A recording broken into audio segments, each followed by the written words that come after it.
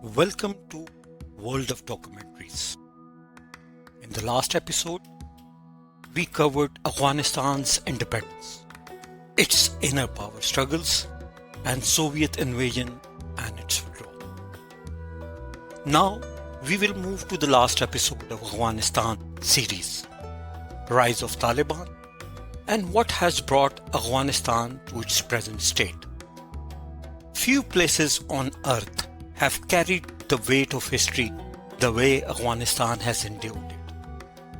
Since the end of 1980s, this rugged land has stood at the crossroads of extremism, hope, and heartbreak. This is the story of Afghanistan's journey from the Soviet withdrawal to the Taliban's return and new challenges that shape its uncertain present and future. When the last Soviet troops crossed the Friendship Bridge in February 1989, Afghans hoped their nightmare was ending. However, instead of peace, another storm started. The Soviet-backed government in Kabul managed to survive for a few years. But once Moscow's support dried up, it collapsed in 1992. What followed was not liberation, but chaos. The Mujahideen commanders, once united against the Soviets, turned their guns on each other.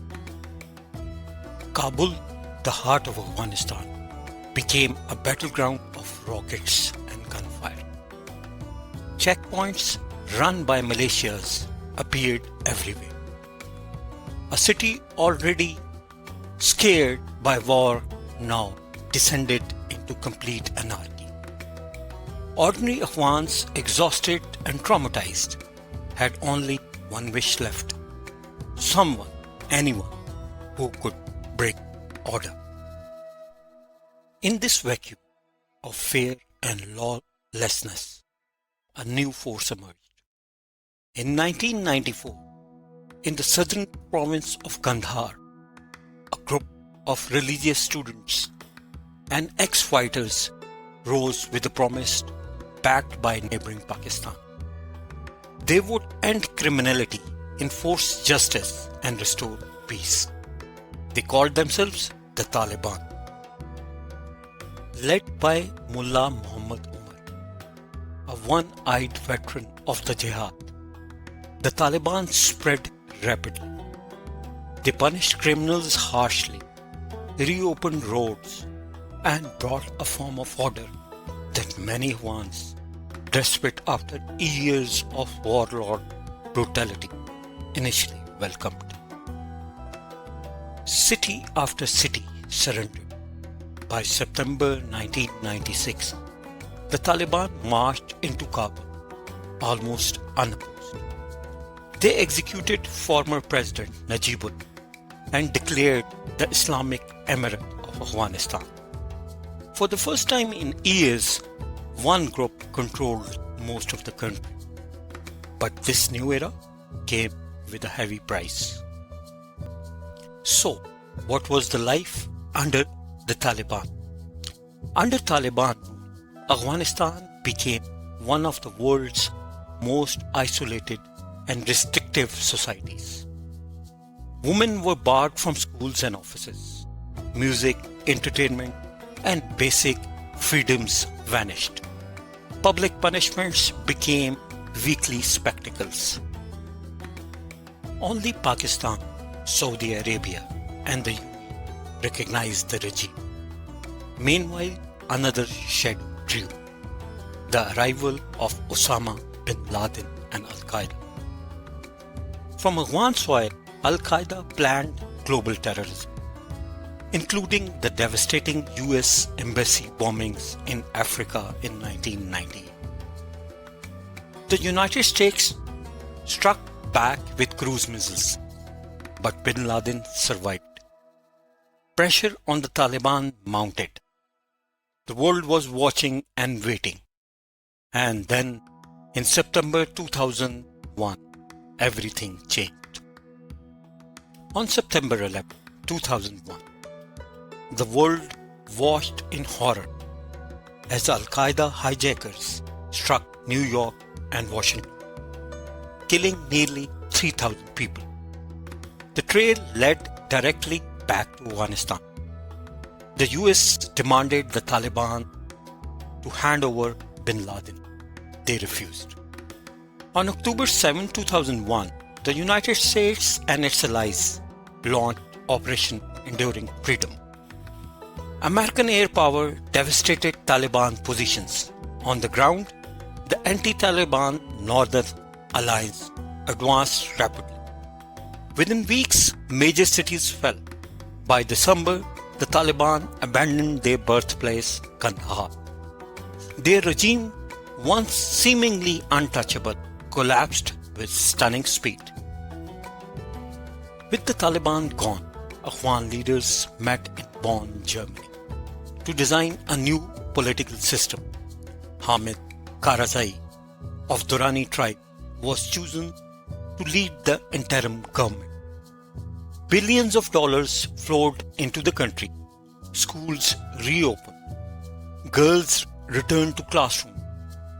A new constitution was adopted in 2004, and Afghanistan held its first direct presidential elections. Women entered parliament. Civil society grew. A new generation, born after the fall of Taliban, started to imagine a future their parents had never dared to dream. But while Afghanistan rebuilt, the Taliban regrouped. By the mid-2000s, the Taliban resurged with deadly new tactics. Suicide attacks, once rare in Afghanistan, became frequent. Roadside bombs targeted Afghan soldiers and border troops.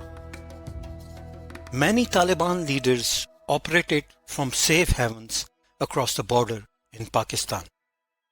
The US launched a massive troop surge in 2009 and 2010, sending nearly 100,000 soldiers. For a while, the militants were pushed back, but the victory never held. Corruption crippled the Afghan government. The insurgency spread into rural districts. Afghan civilians continued to suffer the highest cost of war. After years of fighting, even the world's most powerful armies grew weary.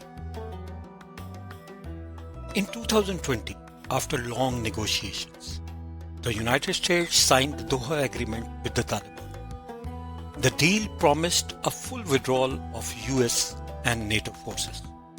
In return, the Taliban agreed to cut ties with terrorist groups and refrain from attacking foreign troops. But Afghan forces, once trained by US, were left to face the Taliban alone. Thousands of Taliban prisoners were released. International troops prepared to leave. The question was no longer if the Afghan government would collapse, but when it would collapse. In April 2021, President Joe Biden announced that the last American troops would be gone by September 2021. The Taliban immediately launched a sweeping offensive. Without US air support, Afghan units crumbled. Districts and provincial capitals surrendered within days. By mid-August, the Taliban reached Kabul.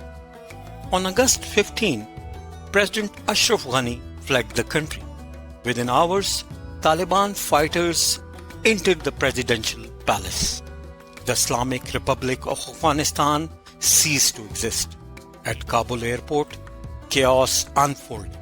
Thousands of Afghans tried to escape. Some clung to departing US aircraft in a desperate bid for freedom. Those images still stun the world. On August 30, 2021, the final American plane lifted off. 20 years of war ended, not with peace, but with a return to the past. Despite 2 decades of efforts, by US and its allies, the Taliban returned. They promised a more moderate approach, but actions spoke louder. Girls were banned from secondary schools, then from universities. Women were barred from most jobs. Media was silenced. Dissent was crushed. Meanwhile, Afghanistan's economy collapsed. Foreign aid was frozen. Banks ran dry. Millions faced hunger. A generation that grew up knowing freedom, education and opportunity watched it all slip away. Taliban government is not internationally recognized. Even its close ally, Pakistan, do not recognize Taliban government. For decades, Pakistan was often seen as the Taliban's key ally. But after 2021, the landscape changed. The Taliban refused to accept the Durand Line as the international border. In some areas, Taliban fighters tore down Pakistan's border fence. Even more alarming for Islamabad was the resurgence of Tehreek-e-Taliban Pakistan, the TTP, responsible for deadly attacks inside Pakistan. Officials in Islamabad openly accused the Afghan Taliban of giving sanctuary to these militants. By 2023, tensions had escalated into public confrontation. Pakistan started mass deportations of Afghan refugees and tightened border controls. The former allies now faced each other with deep mistrust and hardened positions. In October 2025, the hostilities started between Afghanistan and Pakistan. So, the region is once again at the brink of war. Afghanistan's history is shaped by its strategic location. At the crossroads of Central, South and West Asia, making it a battleground for empires from Alexander the Great to the British and Soviet. It has a legacy of resilience, foreign intervention, and questionable future.